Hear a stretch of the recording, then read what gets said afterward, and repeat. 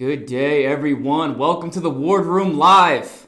Today's show is very exciting. We're going to be talking about capitalism and how to make it better for humanity, but also discussions on government involvement in the free market capitalistic system, which we don't have in the United States. In case you weren't aware, we have more of a quasi economy where the government has some involvement. Now, I, for one, am a free market capitalist. I'm a student of the business cycle. I've studied finance, macroeconomics, central banking theory for quite a while, and I formulated my own plan, my own ideologies in the way that the free market system could work for the better. Now, I'm going to highlight my platform on that, my platform being my real moral ideology on how I think that the world should work in a free market capitalistic system and how it's better for humanity than having a more socialistic style of economy. Now, there's two sides to this coin, right? You have free market capitalism and you have socialism, which is state-controlled economy. We're in the United States somewhere in the middle, and governments across if they're kind of designed on democracy, kind of range in how much government involvement they have in their economic system. And the more that the government has involved, the farther it gets towards socialistic policies and government intervention into the market. So the way I see it right now, we're kind of at a tipping point where we have a lot of Democratic candidates running for office that are pushing a socialist ideology for state-controlled everything. State controls on healthcare, state controls on energy, state control on technology. So I believe that the government's already too big. It's the biggest business in the world, and it is very, I'm trying to think of the word to say. It's very controlled by factions, and it's not necessarily the best run system that we have in place, but it's evolved to what it is over time. Now, this big business, which is the U.S. government, is up for grabs every 4 years, and people will do anything, pander to any crowd, say anything to get themselves into a seat of power, and that's their administration in office, their political party in the House, right? So my platform and stance on changing capitalism for the better involves some government intervention. Pretty much changing the whole way that the government and economic system work together, because they do work together, believe it or not, especially when it comes to regulation. So I just want to point out some key factors here, which is what I wholeheartedly believe, and I've discussed some of these on my daily show, The Daily Ward, which is Monday through Thursday. So one is eliminate the Federal Reserve. Get a new U.S. Treasury banking system. Dismantling the Fed because it's owned by the banks that are members of the Federal Reserve System. Now, I'm not talking about getting rid of central banking altogether. The U.S. needs a central bank. I just don't necessarily think it needs an independent central bank that has appointed chairs to all the districts that make decisions not on the behalf of the American people. They make decisions on behalf of the U.S. banking system and global reach that we have as far as how dollars flow into and out of the economies. So the Federal Reserve has a very big stamp on how the world governs monetary policy, not just here in the United States. And that's an independently owned system. Most people don't know how the Federal Reserve actually works and how they coincide with the creation of money within the monetary system. Go back and watch my previous videos, and I've explained it pretty further in depth there. Along with that, create a new U.S. Treasury currency, one that we have technology that enables cryptocurrency, which is anti-fraudulent transactional measures, to banking, and have that currency backed by precious metals, so it's actually worth something. Abolish the IRS and income taxes.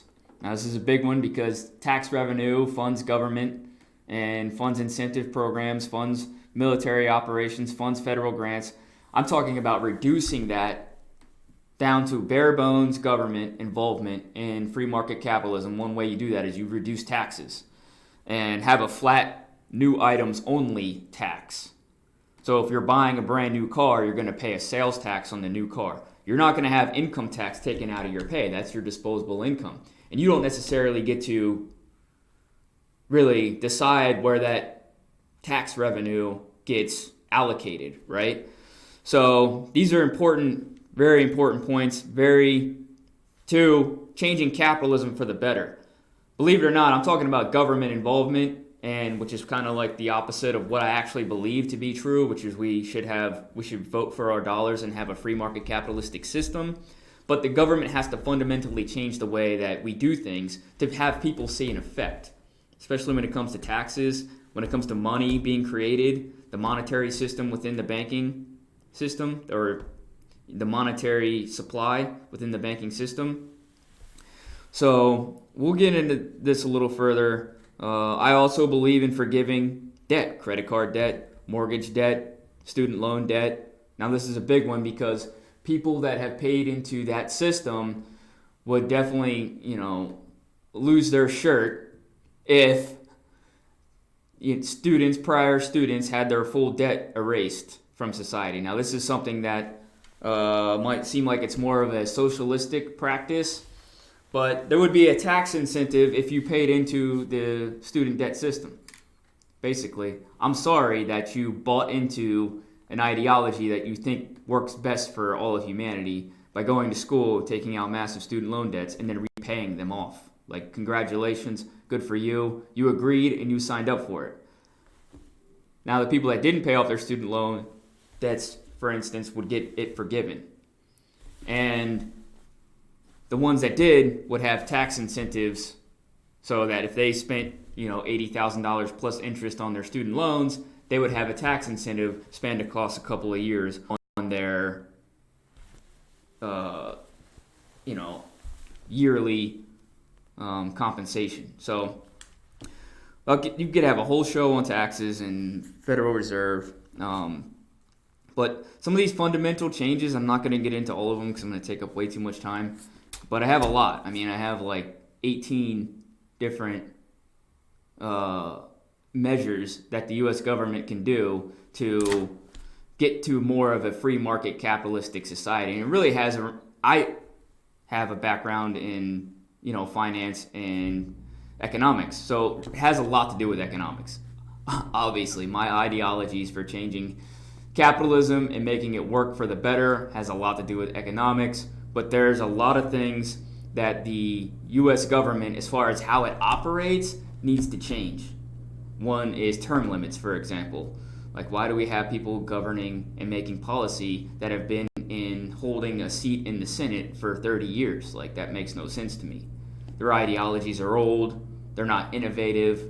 They stifle government involvement in all sorts of things. Energy, technology, transportation, grants to schools, get grants to states. It's very much cronyism as far as I see it. But I'm going to spend more time having a debate about this subject, making capitalism better. And I, for one, am for zero, the most limited involvement in government as far as the economy. They should be two separate entities. You have the economy, and it does what it does, and you have government. But the government should not necessarily regulate every single thing that goes into what the free market deems necessary, what society deems necessary in the grand scheme of things for innovation, for free energy, for cost for healthcare, driving down costs for people. So when I'm talking about making capitalism better, I'm really talking about limiting costs. So people have more disposable income, so they can go out and live their life accordingly and be in the pursuit of happiness, have more liberty for themselves. I'm all about creating more disposable income for citizens of the United States, because I live here in the United States, but this could be any country, and making it maximizing their happiness value in their life so that they can become the person they're supposed to become without worrying about the crutches of financial debt or financial burdens on their life. And two, really do what they feel like is bringing the most value to not only themselves but also society. And I truly believe that we could do that. We have the opportunity, and we can. The millennial generation, I have hope for. I have hope for the millennial generation and Generation Z to make these types of changes for the betterment of humanity. And I'm totally against what is being pushed on society right now, which is using socialism, specifically masking it in climate change rhetoric, because that's really what it is. When you hear these politicians talking about climate change, they're talking about bigger government involvement in everything that you do in your life. Totally against it. Look, if society, when I'm talking about voting for your dollars, look at companies like Beyond Meat. Prime example. 20 years ago, who was vegan? How many people were vegan that you knew? Probably not many. But over the years, people have gotten to a point where veganism is a standard that is accepted by society because more people are coming to the realization that, it might be better for their health. They might feel better. So the more and more people that do that, the society in the free market changes for the better. So you'll have companies like Beyond Meat come online, and that is people voting for their dollars. So that's what I'm for, changing society for having people vote for their dollars, and that takes more of a free market capitalistic approach to how society actually changes, and there's government involvement through deregulation and making the government less centralized. So with all that being said, I'm going to turn it over to my co-host, Mr. Mike. I'm sure he's got some talking points that he wants to address on that one. So, all right, so where do I begin? Right, you brought up this dichotomy between capitalism and socialism. First of all, I don't actually believe that that's the case. I don't think that on one end you have capitalism and on the other you have socialism. I think they're two separate entities of both philosophy, economy, right? We're integrating ideas of thinking about the world into and injecting them into our lifestyles. And so I'm not against capitalism, and I'm not for socialism necessarily, right? But I think we need to start picturing capitalism in the idea of good capitalism versus bad capitalism, right? Like a good capitalist system states that people are rational actors, right? That people are acting in their enlightened self-interest in order to help others through performing their specialization in a way that others can find useful, right? So it is very much a system that I think can be beneficial, assuming that all of the actors within the system are also acting in a way that helps themselves, right? Now, with that being said, though, both systems have a problem, I think, and that is the conglomeration of power at the top, right? We've seen, obviously through the failures of the USSR, that the socialist side, communism, does not work because you still have a conglomeration of power at the top. And I think that's true for the case of capitalism as well, right? Like, if we're taking entities and we're amassing this power at the top, and they're the decision makers, that I think is a true problem. And I mean, I can kind of relate this to government a little bit, and we'll probably do so later in the show. But what do you think about that? Just kind of reframing how we even talk about capitalism, because I think that we do have capitalism that works 100%. We want to see capitalism in the United States, especially because it is very much the history of the United States. But at the end of the day, is it still working exactly as intended? No, it's not. And I don't necessarily, think that as far as the United States and government is involvement in what the market does is the root and reason for government to exist. But for some reason, people think that's the way it is nowadays. And you've seen this because the federal government has grown to this massive entity over the past, 50 years. You can just look at Washington, D.C. I mean, 30 years ago, Washington, D.C. was not what it is today. If you go to D.C. now, it's a massive, sprawling metropolis of... It's a business. It's a huge business with a lot of actors, like you said. And you're getting to... I think we're getting into, when we're talking about morals of corporate capitalism and how corporations that are really already very much involved in the system can change their morals and values, their the way that they operate to make a change. But that's human behavior. Now we're talking about changing human behavior, and I don't necessarily think that's Gen Z. We're going to have our chance, and societal change through corporate involvement is going to be reflected by those generations, not baby boomers, not Generation X. They're very much involved into the system, and they're probably going to be the most upset when I talk about these measures, like forgiving all debt, right? And you'll hear that from candidates that pander to people for votes. But I believe and I feel that millennials and Generation Z are going to have the biggest change in the way that the economy is run, but I would like to see it for the better. Socialism tends to reach out to a younger audience and a crowd that questions authority because they're very much, maybe still have a bit of in their adolescence, in their psyche.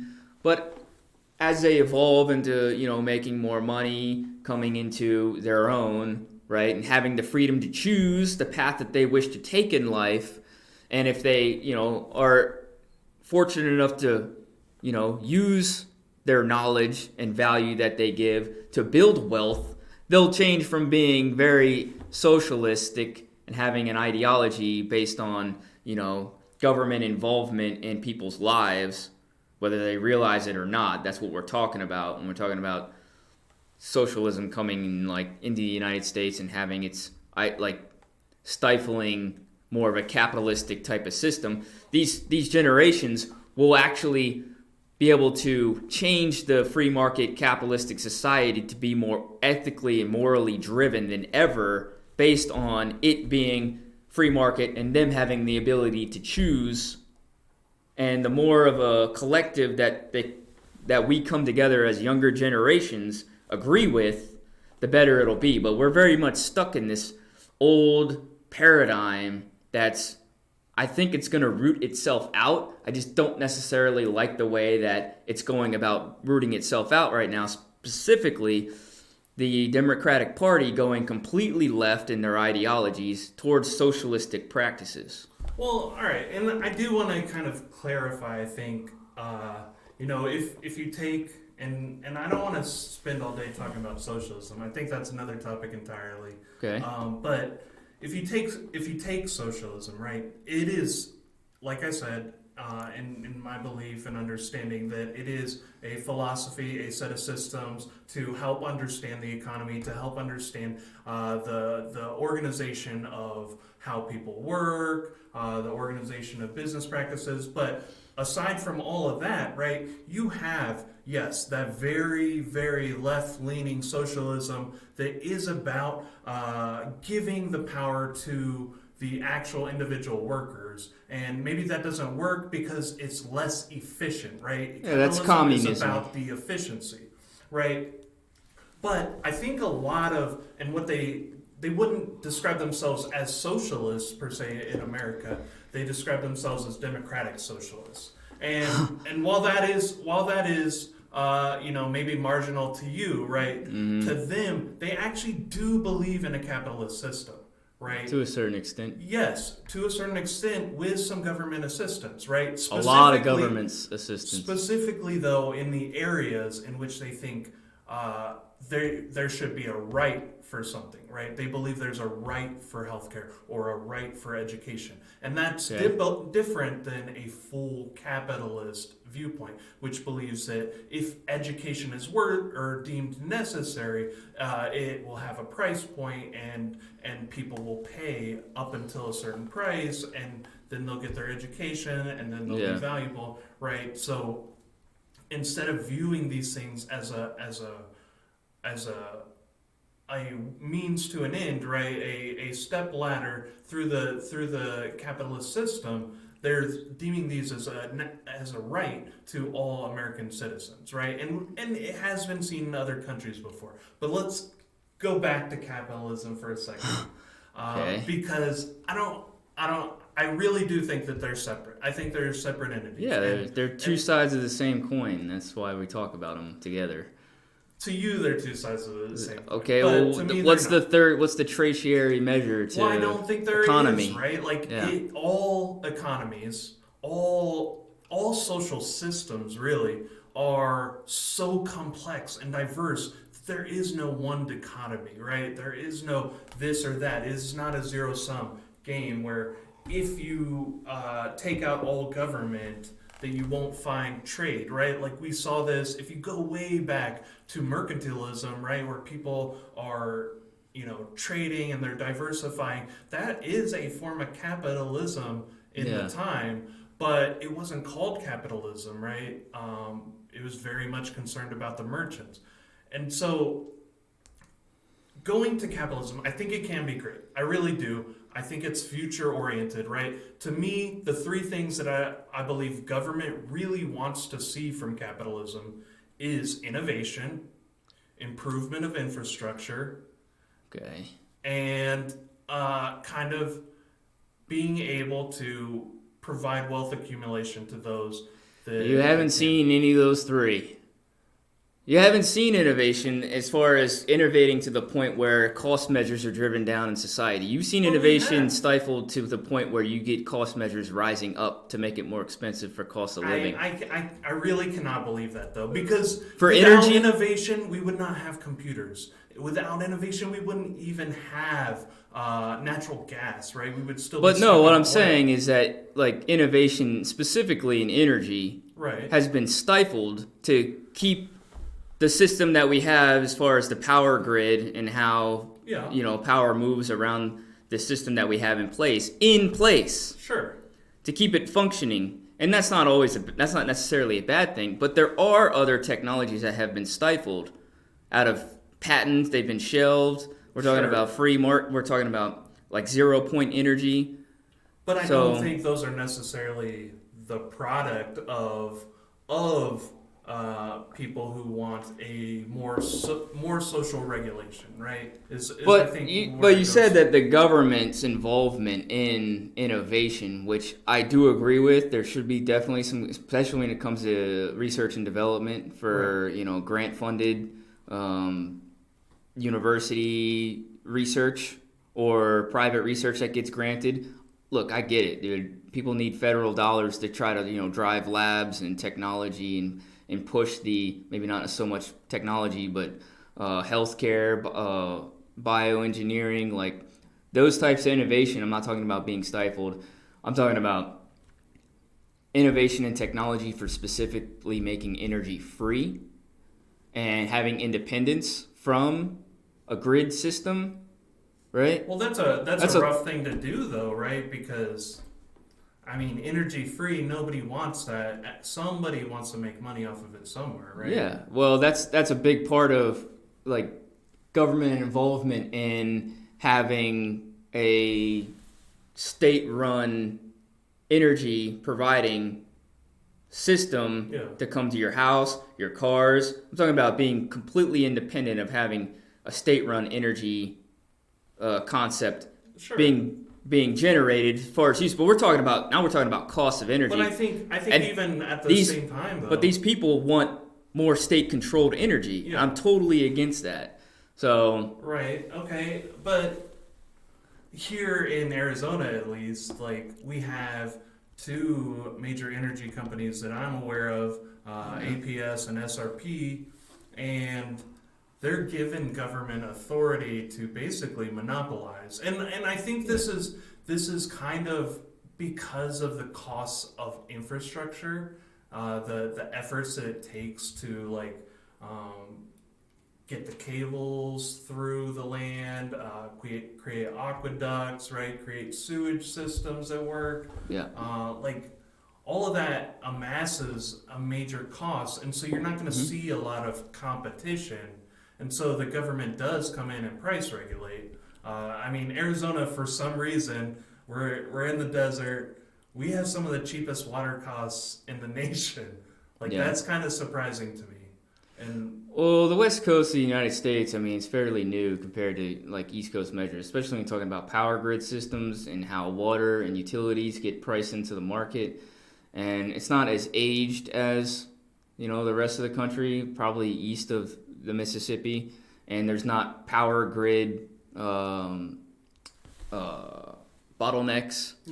when it comes to shifting around power. But regardless, I just think that specifically, and to circle back to the one point that you made about government innovation, yes, in research and development for new technologies, for engineering, great. But I feel like the government has also stifled innovation by regulation, and also union workers also stifle regulation. The EPA I don't know exactly where stifles innovation. I don't know exactly where I saw this, but a lot of the driver that led American companies away from slavery was because they found that they could be more efficient and receive better profits if they just treated their workers like real people, right? And gave them the incentives to work hard instead of tricking them or creating fear into making them work hard, right? They were able to save more money by spending less time and effort on creating a system of fear and propaganda. That's more like Industrial Revolution, though. Sure, but that drove away, or basically in farming slavery. Right, but so what I'm taking out of that point is not necessarily that change, but that they're looking to maximize efficiency at any possible point. Right? Yeah, sure. They want to create more for less. Right. And by creating more, they can earn more. That's a corporate hierarchical structure of free market society. They obviously drive down costs, make more money, keep stakeholders happy. I feel like that is a very old paradigm that exists for generation and creation of wealth through the free market. Totally not against that at all. What I'm specifically not so sure on is the morals and ethics of driving that stakeholder value and where it's being derived from, and how capitalism has probably done a lot more damage as far as other parts of the world and to the earth than it has necessarily good. And then what's the trade-off for wealth generation, right? Especially in the free market system where you have we want to drive up profits and profitability by making it easier and having more innovative production measures. And then what's the downside of that? The downside of that is usually it's not necessarily innovations in the technology to get them to that point of complete it's not innovation but complete forget the word where you're completely self-reliant, right? Okay, independent of their full operations, but they have there's costs involved, and there's basically a diminishment of rare earth materials. There's Sure. for having a mind blank here, No, but no, no worries. And I mean, I do get what you're saying, but I don't think. commodities, right? Right. Yeah, there's like diminishment in commodities for these corporations to have innovation in their practices to drive Sure. down these costs, but these commodities come at a cost to the environment, right? But this, I think, is a buzzword too in capitalism. Is we want innovation. We want to improve every aspect of life while driving down the costs or the negative influences of external factors, right? So we're always trying to see improvement without realizing, and I think this goes back to like if you want to get something, you got to give something, right? Yeah. If you these are basic values of capitalism as well. If we want to see innovation, we've also got to pay the costs of innovation, and the costs can be high, right? Look at Jeff Bezos, right? He's like a bajillionaire, right? I don't even know how to say it, right? But he's got $100 billion to his name, and the guy could invest in a lot of areas of the U.S. economy. He could build infrastructure, but he's choosing to do space flight. Right. And he's choosing to go after a new market that hasn't been tapped yet. So, and what we're talking about here is the morals and ethics of corporate involvement in the economy, right. and using a capitalism style approach to a corporatization of business to have it be not so detrimental to the health of people, to the health of the earth. And this is where environmentalists, post their flag. And I'm not talking about climate change. I'm talking about and I hate the word sustainability, but being more sustainable in their practices to drive value, but also, what's the real measure of a corporation? Is it just to drive stakeholder value? Is it just to build wealth for the company that's, providing a service to people that want that service? So we're talking about making capitalism better.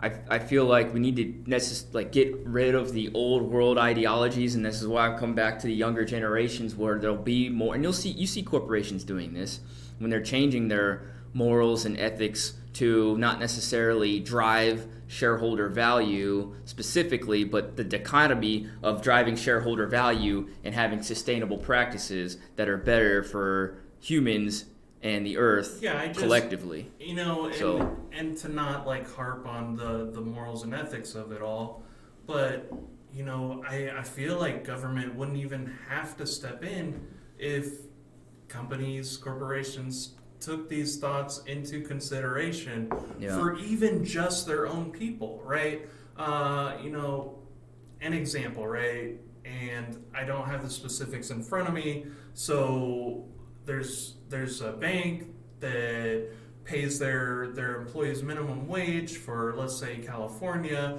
Now that minimum wage, sure, it's minimum wage. They're paying at least their workers minimum wage, which I'm not sure what it is even in California.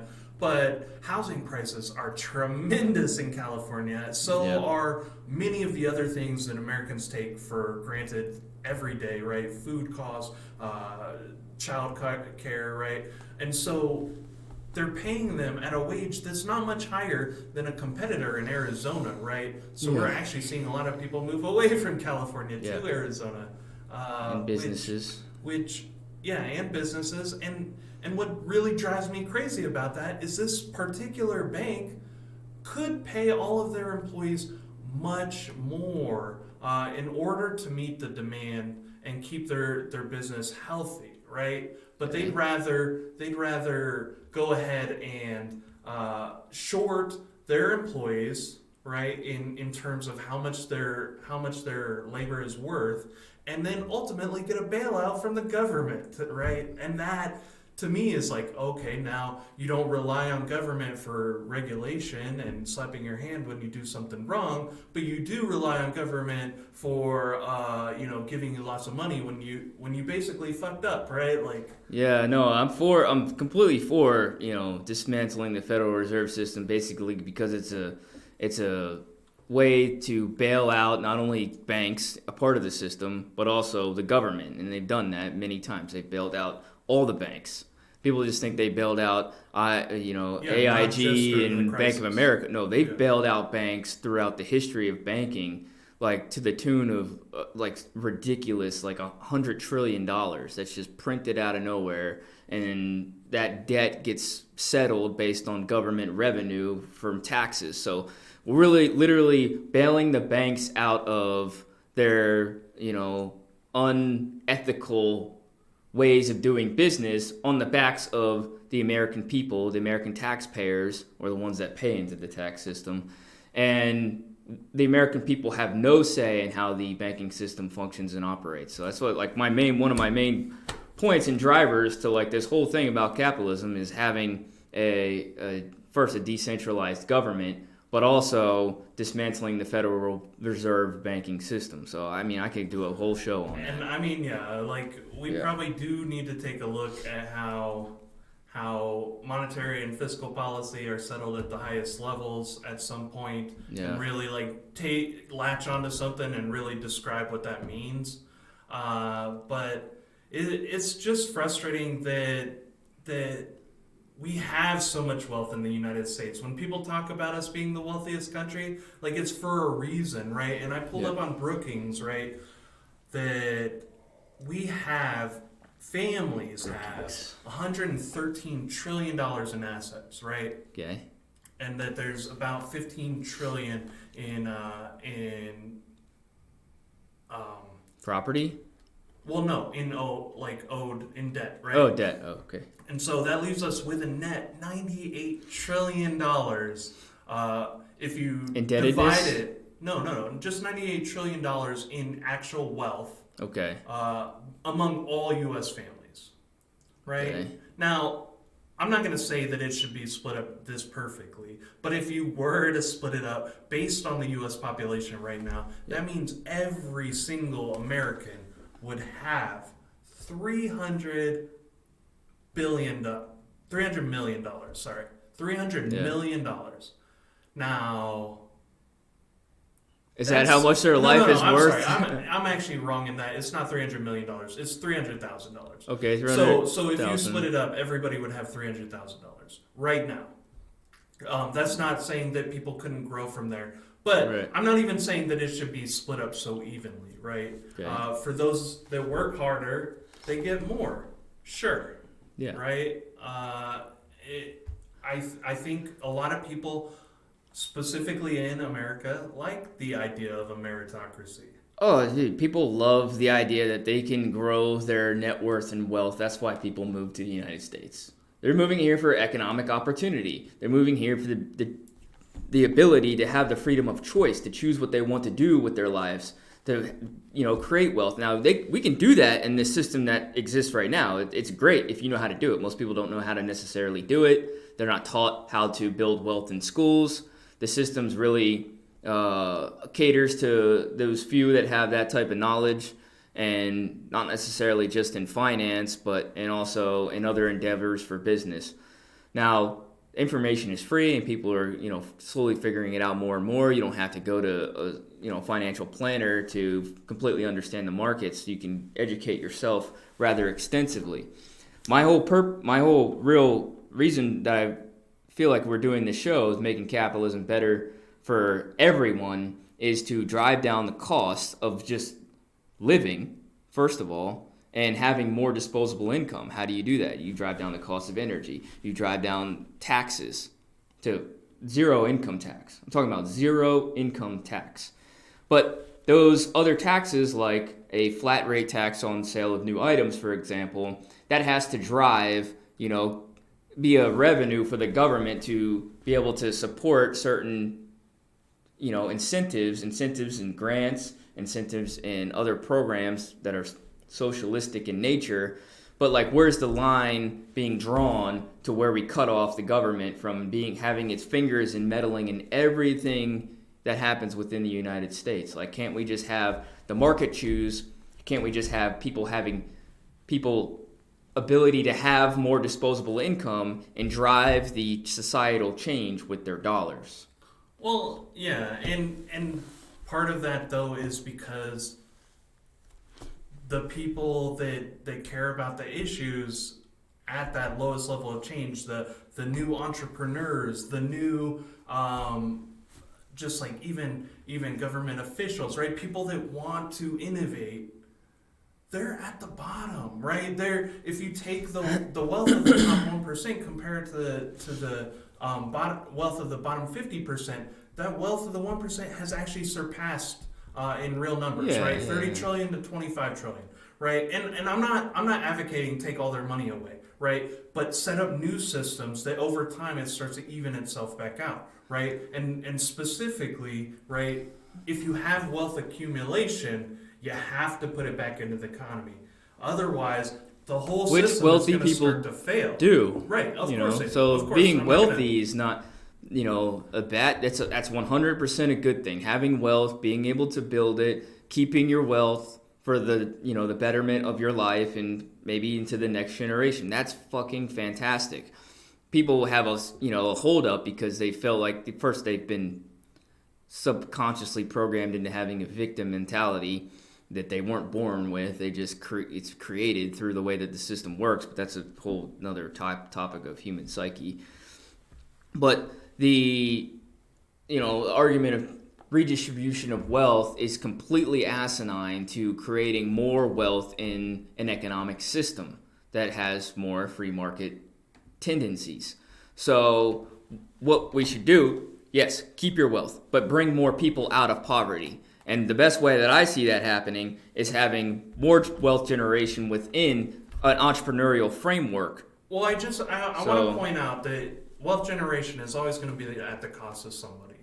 It's just how it is. Money doesn't magically show up, right? It's not going to necessarily be at the cost of Americans, right?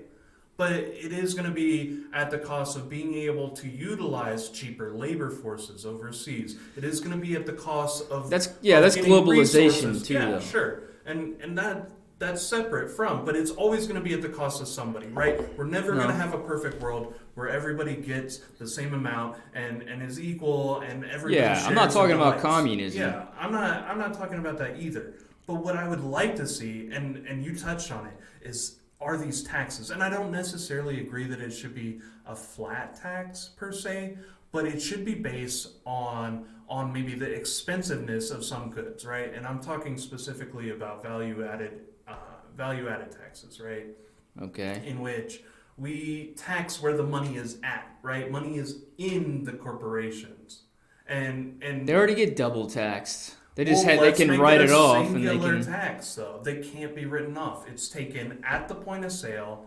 Yeah. Much like our sales tax currently, right? And I don't think that sales tax for purchases should go away, right? And I think maybe we should even expand our idea of luxury tax. But like you said, bring income tax down. Give people more money in their hands up front so that they can spend it back into the economy. Yeah, 100%. The value-added tax thing I don't necessarily agree with because it's a value added on each part of the supply chain in a product.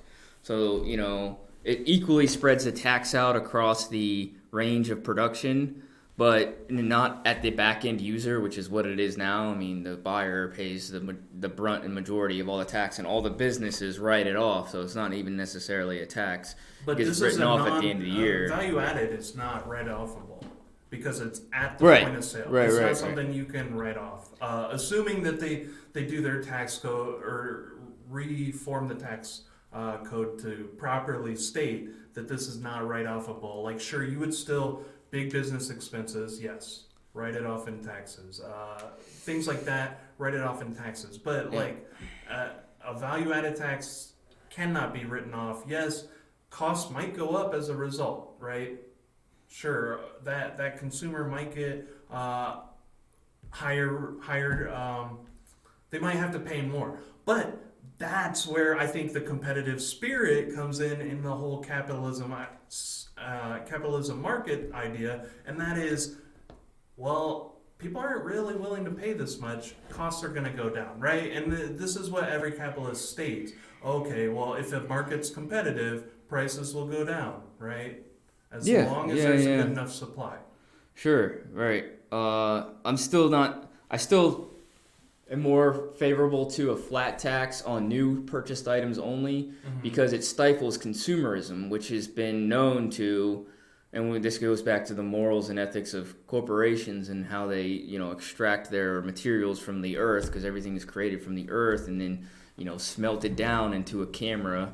But I'm specifically saying for you to want to go out and buy a brand new Camaro, as opposed to a used one, this is stifling the cost of everybody wanting a brand new Camaro, because everybody wants a brand new Camaro. That's great. Well, this also incentivizes companies, knowing that people aren't going to go out and pay a 14% tax on a brand new Camaro. They'll buy the used one. Well, they'll start making cars better, that last longer, that has more value to more value to their production and innovation. Or innovation in their production. So the trickle down effect for like a flat new items only, and this goes for new houses as well. You want a brand new house? Well, you're gonna have to pay for it. Well, what's wrong with the house that was built 10 years ago that can be updated and re-beautification of the United States? So when I talking about I'm in favor of more of a flat tax and a value-added tax. Right. It's because of we really need to curb the consumptionary measures in first world economies, because it comes at a detriment to the third world countries. You're saying too much consumption is detriment? Yeah, exactly. It's detrimental to the earth, the health of the earth, the health of people, workers with subpar conditions in countries where it's cheaper to for labor, cost of labor, and the goods to get them there through the globalistic form of society that we have now. So when I'm talking about like flat tax on new items only, it's literally to curb consumerism, because we're at a point where it's like, when are we going too far with consumeristic? I the earth is very abundant. I can see that as an idea, right? I would have to think on that more for sure to see if I could even support something like that. I do think that at the root of it are these. We have to hold corporations accountable in terms of them managing even their own employees, though, because as likely as I think, as much as I want to support corporations to do the right thing, right? Just do the right thing. And yes, I know this is like a moral, ethical thing. That's like, what is even the right thing? Like, can we even describe what is good? I think it's just making sure that their employees are taken care of in whatever environment they live in, by calculating the costs of what that is, right? And I think that companies that are more well off, right, should really take up the mantle on this and say, hey, listen, we know that New York, California, Massachusetts are expensive places. We're gonna pay you, a livable wage in these areas, right? But then do the same thing for places like Arkansas and Arizona and Alabama. The corporations do pay a livable wage in those places. They have offices. It depends on the corporation. It does depend on the corporation, though. It depends on the other factions of society. Right. Like a server, for example, in New York City makes way less than the Wall Street programmer that lives in New York City. Right. And the Wall Street programmer probably makes a very sustainable living wage. The server that works in a restaurant or 2 or 3 does not. So now we're talking about the value added and differences in what people actually do. It depends on the market, yes, and I agree with that. But I think what I'm trying to state, what I haven't successfully stated yet, is that there should be kind of this understanding that regardless of industry, regardless of specific position within any organization, there is instead of saying, hey, this is a minimum wage for all of Arizona, all of the United States of America, right? That corporations instead took it upon themselves to say, hey, yes, we've done the research, we've identified that food is about this much, housing is about this much, and we're going to make sure that all of our employees are good enough to take care of themselves, regardless of their position, whether they're still a corporatocracy though. It's still not free market capitalism because you're taking out decisions that are being made at the federal and state level and putting it in the hands of what the corporations decide, which I'm against completely as well, because that's not necessarily well. Then how do you even start to broach like for free market? So for minimum wage, for that example, why is there a minimum wage tax? Because people have a right to a higher standard of living. Like, is that an actual human right? I would assume by capitalism we could figure out that there is a minimum price point at which labor is able to do the job, right? Like, we would say, hey, labor costs this much, I'm willing to pay this much, and so they would get X number of employees. But that's kind of how they do it already. Yeah, and I think like for some people it works, but it really works in some industries, especially those that can't be automated right now versus those that could be automated yesterday and have been automated away, right? Okay. Which I think is going into a different topic entirely on automation and how it's changed capitalism. Which is what we're talking about next week, I believe. Yeah. All right. Yeah. Well, we're talking about automation and changing of society. Yeah, well then maybe we can get into this discussion more with how we've changed because of automation and how it's affected capitalism. But as it stands right now, I think capitalism is an okay system, but it really needs to start holding itself accountable, right? Like, markets need to start saying, hey, I have no competition, this can't be healthy, and create more competition within itself. But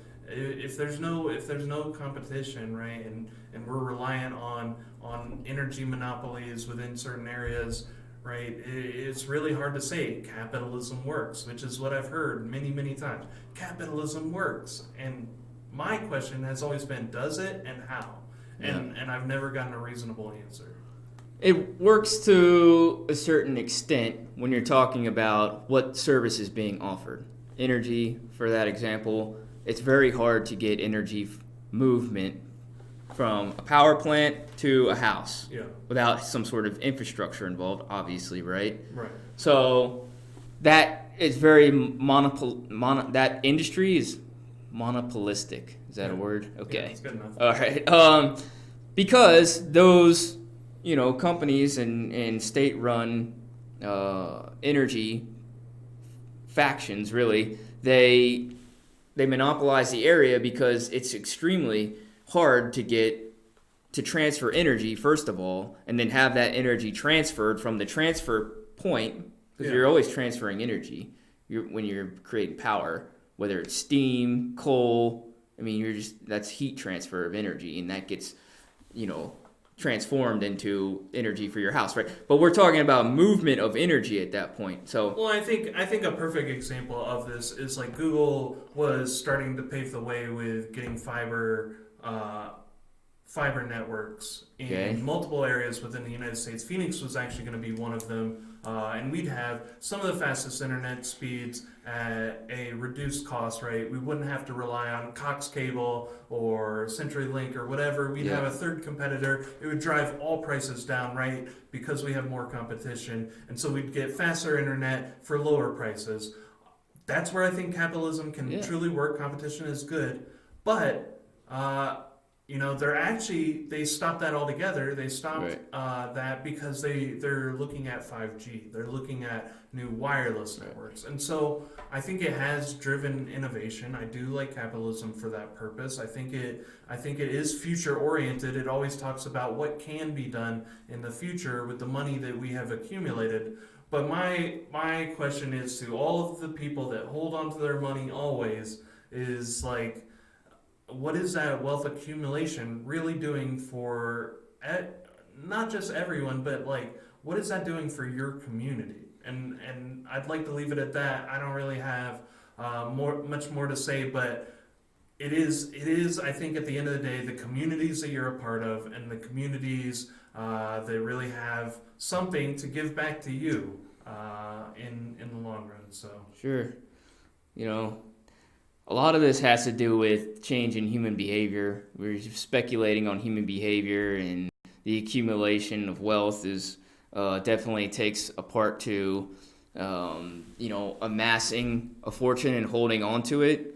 And then what do you do with that fortune once you have it? And why are you holding on to it? Why are you isolating yourself in a system to safeguard for, comfort, basically?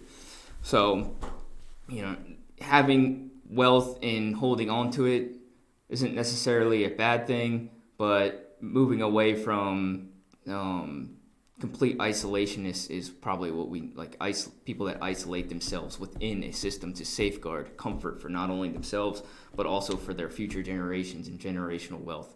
Not a bad thing, but just going about holding on to it, I feel like that's one of the things that kind of needs to change, and that's going to change with the way that humans operate and human behavior, right? And we're talking about changing capitalism for the better. We're really talking about not just how businesses and government change it for the better. We're really talking about how humans are going to have to change it for the better to force these companies and these governments and these monopolies to meld to their dollar that they vote for, right? And I'm not talking about completely stripping away like corporate involvement into the free market system. I think that's very important, especially when it comes to adding value for services and products rendered to the market, but having a moral and ethical driver to the human psyche, like people changing their behavior because they're not just doing it for the betterment of humanity, they're doing it for the betterment of the environment, they're doing it for better future generations, better choice, having better choice in living standards, having a better living standard, but doing that without having so much corporate and government involvement into their practices that they get to have ability to create